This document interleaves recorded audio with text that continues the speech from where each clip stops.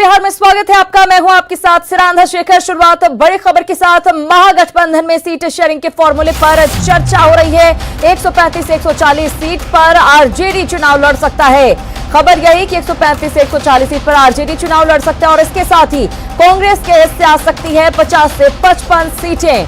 RLSP को 23 से 25 seat दी जा सकती है तो सीपीआई एमएल को मिल सकती है 5 से 10 सीटें। सीपीआई को 3 से 5, सीपीआईएम को 2 से 3 सीट मिलने की संभावना जताई जा रही है। सूत्रों के हवाले से ये बड़ी खबर मिल रही है। तो ये बड़ी खबर आपको दे रहे हैं बिहार चुनाव से जुड़ी हुई। हम आपको बता दें कि जहां एक तरफ एनडीए के सीटों को लेकर पहले खबर आई, अब महागठबंधन के भीतर सीट शेयरिंग का क्या फॉर्मूला होगा वो भी अब सामने आ रहा है। धीरे धीरे करके 135 से 140 सीट पर आरजेडी चुनाव लड़ सकता है। चूंकि पहले हम आपको बता दें कि जीतन राम मांझी की पार्टी भी थी इसमें शामिल, लेकिन अब वो पार्टी नहीं है।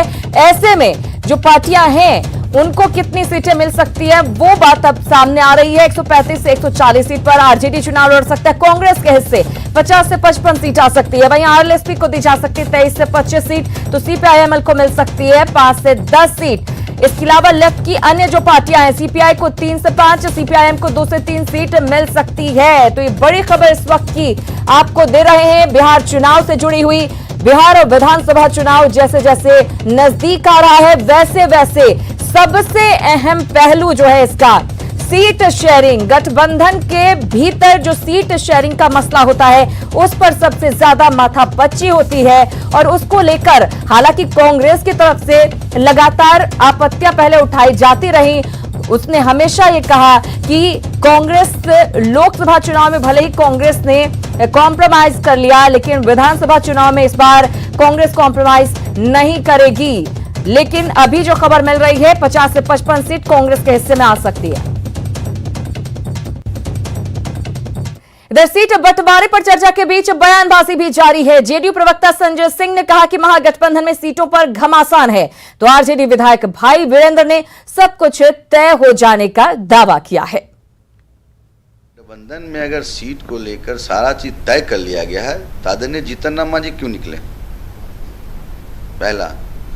दूसरा, जो और घटक दल है उसको कितना सीट दे रहे हैं, आने दीजिए समय, देखिए होता है क्या क्या, कौन लोग रहता है। देखिए इनका महागठबंधन का कुनवा बिखर जाएगा, ताश के पत्ते की तरह बिखर रहा। आने वाला समय बताएगा। सहमति बनी है लेकिन संख्या बल पे अभी बात होना बाकी है और शीघ्र ही महागठबंधन के जितने घटक दल हैं उसके शीर्ष नेता प्रेस कॉन्फ्रेंस करके बताएंगे कि आरजेडी कितना पर लड़ेगी, कांग्रेस कितना पर लड़ेगी और जो वीआईपी पार्टी वो कितना पर लड़ेगी, आरएलएसपी कितना पर लड़ेगी, लेफ्ट कितने सीटों पर लड़ेगी। वो सब आप लोग के सामने प्रेस कॉन्फ्रेंस में सारी चीजें बताई जाएगी। तो भाई वीरेंद्र ये कह रहे हैं कि अभी तय नहीं हुआ है कुछ भी, सब कुछ जब तय हो जाएगा तो बताया जाएगा। हमारे सहयोगी हमारे साथ जुड़े हुए हैं, पटना से हमारे संवाददाता रवि एस नारायण जुड़े हुए हैं, साथ ही हमारे ब्यूरो चीफ दिवाकर तिवारी भी जुड़े हुए हैं। सबसे पहले रवि आपके पास आऊंगी। पहले एनडीए का फॉर्मूला सामने आया है और अब जो है महागठबंधन का फॉर्मूला भी सामने आ रहा है जिसमें यह कहा जा रहा है कि आरजेडी के पास बम्पर सीटें रहने वाली हैं, यानी कि जो सीटों की संख्या होगी आरजेडी की 135 से 140 होगी। वहीं कांग्रेस के पास 50 से 55 सीटें जा सकती हैं। बाकी पार्टियों के खाते में भी कितनी सीटें जा रही हैं वो भी गिनती कहीं ना कहीं आ रही है, लेकिन कांग्रेस जो लगातार सवाल उठाती रही है क्या राजी होगी?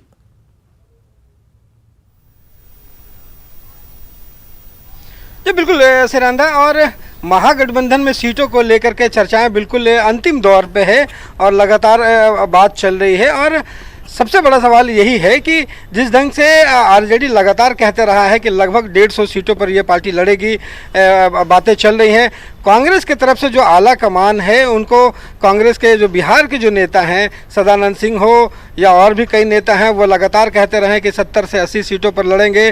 जिस ढंग से लोकसभा चुनाव में उन्हें मुंह की खानी पड़ी थी सीटों को लेकर के, इस बार समझौता नहीं होगा।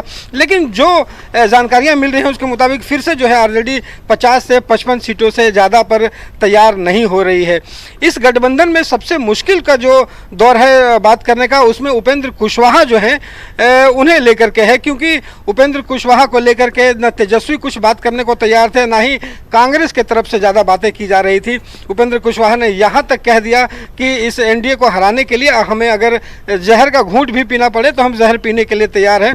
इनसे मंशा साफ होती है कि वो कितना आहत थे। लेकिन जो बातें सामने आ रही हैं, अगर 20 से 22 सीटें उन्हें अगर मिलती है तो उनके लिए सम्मानजनक सीट कहा जा सकता है, और लेफ्ट की जो हालत है उसके अनुसार उन्हें सीटें दी जाएंगी। तो आने वाले चंद दिनों में जो है सारे आंकड़े जो हैं वो सामने आएंगे। लेकिन मुश्किल का दौर है कि कांग्रेस जो है वो कितनी तैयार हो पाती है 50 से 60 सीटों पर, ये देखने वाली बात होगी। श्रीनंदा, बिल्कुल देखने वाली बात होगी कि कांग्रेस इतनी सीटों पर क्या राजी होती है। 50 से 55 सीटें उसके खाते में जाने की बात सामने आ रही है।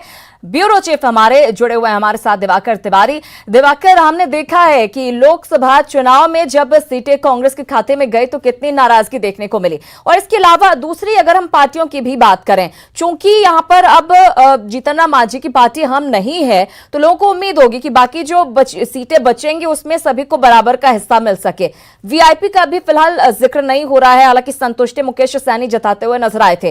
किस तरह से इस आंकड़े को आप देख रहे हैं जो सूत्रों के हवाले से खबर बता रहा है? देखिए, आरजेडी महागठबंधन में सबसे बड़े दल की भूमिका में है और आरजेडी को ही सारी चीज़ें तय करनी है।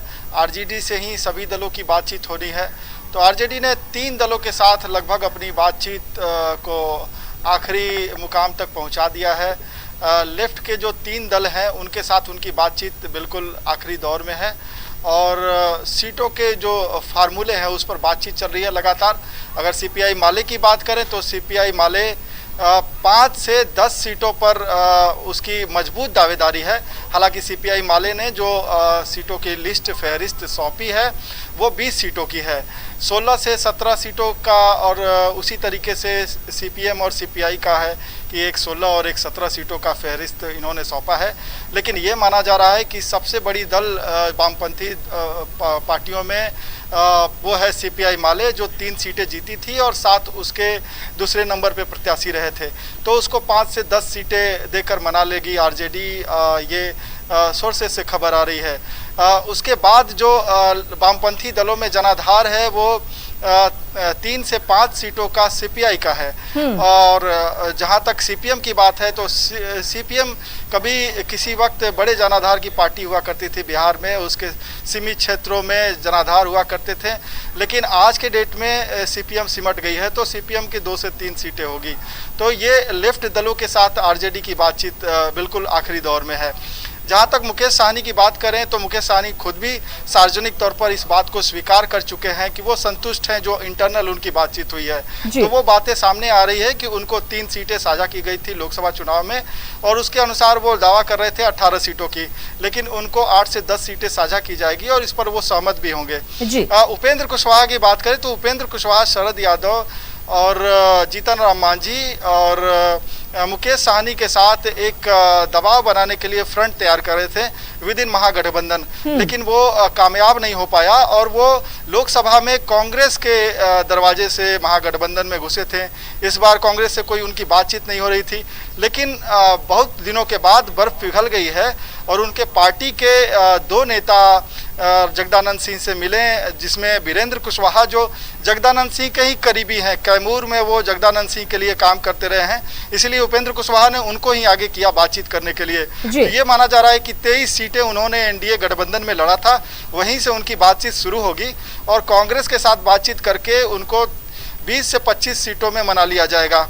वहीं बात रही कांग्रेस की, तो कांग्रेस आरजेडी के बाद सबसे बड़ा धड़ा है और कांग्रेस लगातार ये कह रहा है, जो खासतौर पे सदानंद सिंह जो विधायक दल के नेता हैं, वो दबाव इस बात को लेकर बना रहे हैं कि 75 से 80 सीटों पे लड़ना है।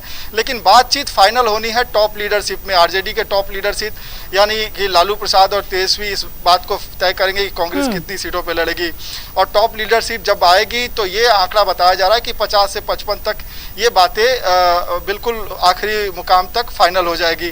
तो जो हमें सूत्रों से जानकारी मिल रही है और जो सीट शेयरिंग का फार्मूला उभर कर आ रहा है, उसमें आरजेडी सबसे बड़ा दल है। देखने वाली बात यही होगी कि क्या कांग्रेस पार्टी राजी हो जाती है, क्या सभी दलों को इतनी आसानी से आरजेडी मना पाता है। अमित कुमार भी हमारे साथ जुड़े हुए हैं। अमित, आपसे ये जानना चाहूंगी, सीटों को लेकर माथापच्ची इधर महागठबंधन में देखने को लगातार मिल रहा है और अब खबर सामने आ रही है कि लगभग बात फाइनल हो गई है, लेकिन जो सत्ता पक्ष है, जो जेडीयू है, वो ये कह रहा है कि ये माथापच्ची अंत तक चलती रहेगी, इसमें फाइनल लास्ट तक नहीं हो पाएगा क्योंकि एकजुट है ही नहीं महागठबंधन।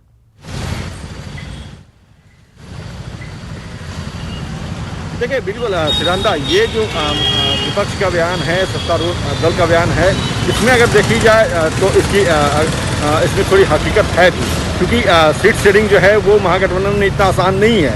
हर की अपनी उम्मीदें हैं, हर की अपनी अभिलाषाएं हैं और सबको संतुष्ट करना जो है वो आरजेडी चूँकि बड़े भाई की भूमिका में है तो इतनी आसान नहीं होगी जितना जो लोग समझ रहे हैं। मुकेश सहनी ने हमसे बातचीत के दौरान, न्यूज़ 18 से बातचीत के दौरान उन्होंने कहा कि तेजस्वी ने हमें खुश कर दिया, जितनी सीट चाहिए थी आरजेडी ने उतनी सीट कमोवेश उस पर हामी भर दी है। तो कहीं ना कहीं अब एक बेचैनी जो है वो दूसरे सहयोगी दलों में है, चाहे सीपीआई की बात कर ले, हाल ही में सीपीआई महागठबंधन के साथ आई है।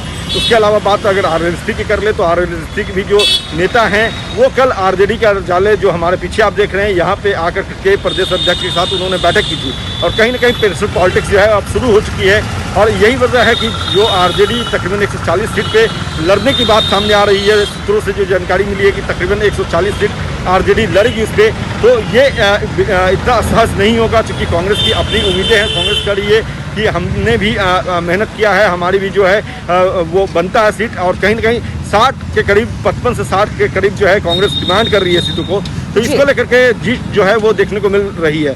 अंदर खाने की खबर यही है कि जो तेज प्रताप हैं उन्होंने भी दावा ठोका है कि हमें भी कुछ सीटें चाहिए और जब वो लालू प्रसाद यादव से मुलाकात करने रांची गए थे तो उन्होंने लालू प्रसाद यादव के सामने अपनी बातों को रखा था और कहीं ना कहीं तेज प्रताप का दबाव जो है वो भी महागठबंधन के लिए एक परेशानी जो है वो साबित होगा, क्योंकि ये तेज प्रताप जो लोकसभा में जब इनकी बातों को अनदेखा किया था आरजेडी ने तो उसका खामियाजा आरजेडी और महागठबंधन के दूसरे सहयोगी दल को भी झेलनी पड़ी थी। तो कहीं ना कहीं उसका भी डर है कि अगर तेज प्रताप नाराज होते हैं तो इसका खामियाजा आरजेडी को दूसरे सहयोगी दलों को भुगतना पड़ सकता है और यही वजह है कि सीट शेयरिंग का मामला इतना आसान नहीं होगा। हमारे साथ मौजूद भी हैं आरजेडी के प्रवक्ता हैं मृत्युंजय तिवारी, इनसे भी बात करते हैं, जान लेते हैं, थोड़ा समझ लेते हैं। मृत्युंजय जी, सिरांदा हमारी एंकर है जो जानना चाह रही हैं कि सीट शेयरिंग जो है वो इतना आसान होगा जितना आसान आप लोग समझ रहे हैं। देखिए, सीट शेयरिंग आसान है तभी तो हमारे सभी सहयोगी दल आरजेडी प्रदेश कार्यालय में वार्ता करके खुशी खुशी निकल रहे हैं। खुश होकर सबको राष्ट्रीय जनता दल खुश कर रही है। सबसे बड़े आर्किटेक्ट महागठबंधन के आदरणीय लालू प्रसाद जी हैं।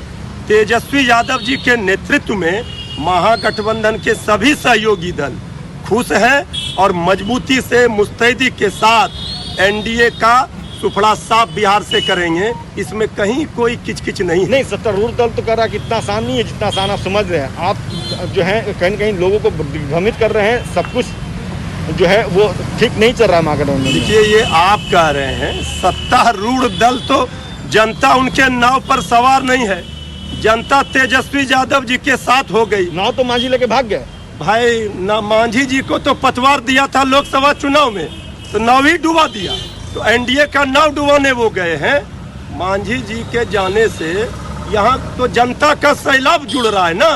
तो सबसे बड़ा बात है महागठबंधन इंटैक्ट होकर के इस चुनाव में क्लीन स्वीप कर रही है। इसके लिए 12 करोड़ लोकसभा चुनाव के पहले भी यही कह रहे थे, कहीं कोई परेशानी नहीं है। महागठबंधन में हम आरजेडी 140 नहीं, आपने गलत कहा। लोकसभा के चुनाव के समय भी तो इसी तरह की बयानबाजी हो रही थी। क्या हुआ? आरजेडी 243 सीटों पर तैयारी कर रही है। हम 243 सीटों पर तैयारी करेंगे, तभी ना हम जो सहयोगी दलों को सीट जाएगा वहाँ हम मदद कर पाएंगे।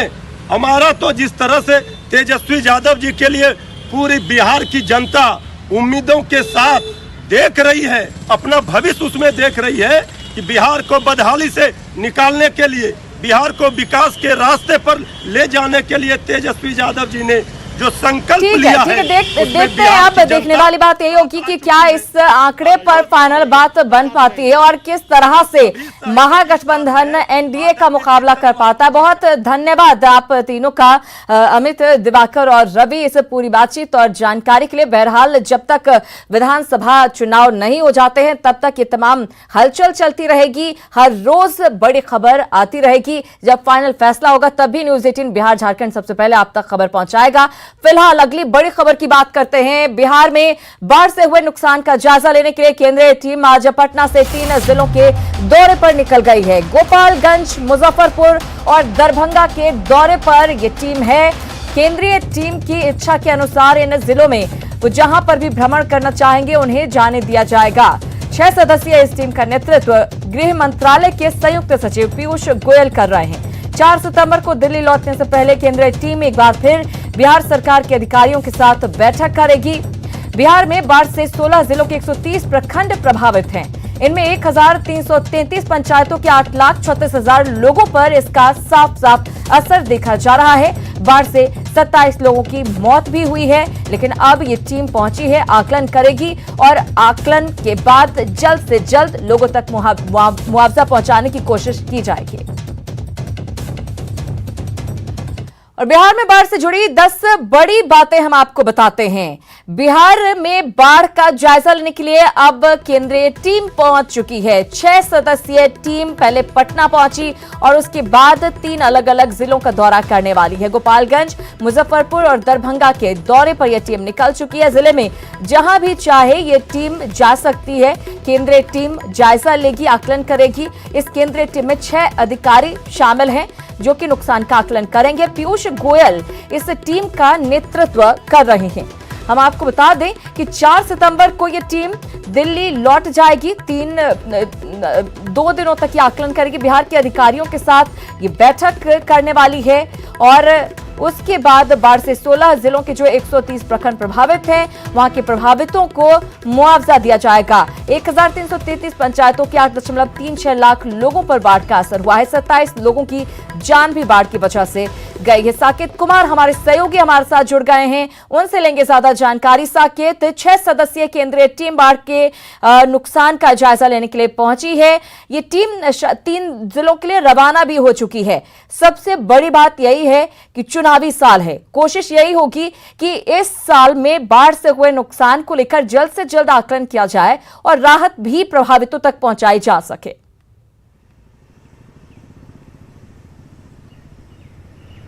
देखिए, बिल्कुल जिस तरह से इस बार भी हर साल की तरह बाढ़ की स्थिति दिखी थी बिहार में, खास करके जो अगर हम बात करें तो लगभग 80 लाख जो आबादी है इस बाढ़ से प्रभावित थी।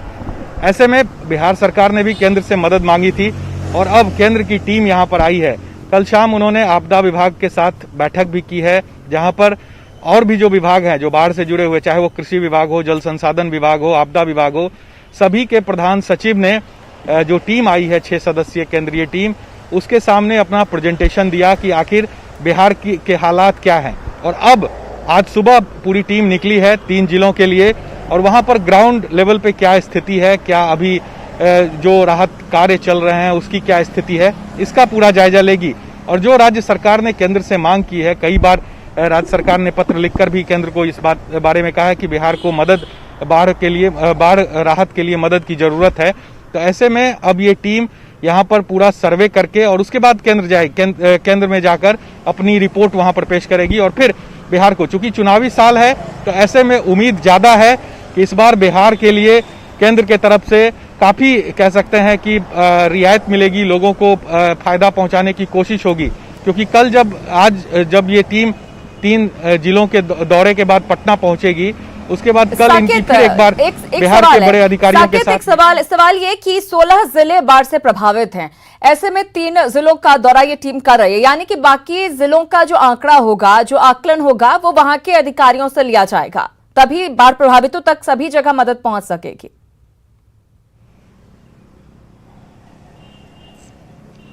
देखिए बिल्कुल ये 3 जिले बताए गए हैं, लेकिन जरूरी नहीं है कि 3 ही जिले ये घूमे। हो सकता है कि अगर प्लान बनता है तो और भी जिलों में ये जा सकते हैं, लेकिन जो मुख्य रूप से प्रभावित जिले थे, चाहे वो आप इधर गोपालगंज की तरफ देख लीजिए या फिर दरभंगा मुजफ्फरपुर का जो इलाका है, ये सबसे ज्यादा प्रभावित इस बार बाढ़ में रहा है। तो ऐसे में ये जो टीम आई है इन जिलों में जा रही है और यहाँ की स्थिति, क्योंकि अभी भी जो खबरें आ रही है कि कई इलाकों में अभी भी पानी जमा है, बाढ़ का पानी लगा हुआ है, तो ऐसे में ये टीमें वहां पर पहुंच रही है और वहां पर ग्राउंड लेवल पर क्या स्थिति है इसका आकलन कर रही है। उसके बाद सभी जिलों के डीएम से रिपोर्ट भी मांगेगी ये टीम और कल फिर एक बार इनकी बैठक है पटना में, जो बड़े अधिकारी हैं उनके साथ वो बैठक करेंगे। साकेत, बहुत धन्यवाद इस बातचीत और जानकारी के लिए।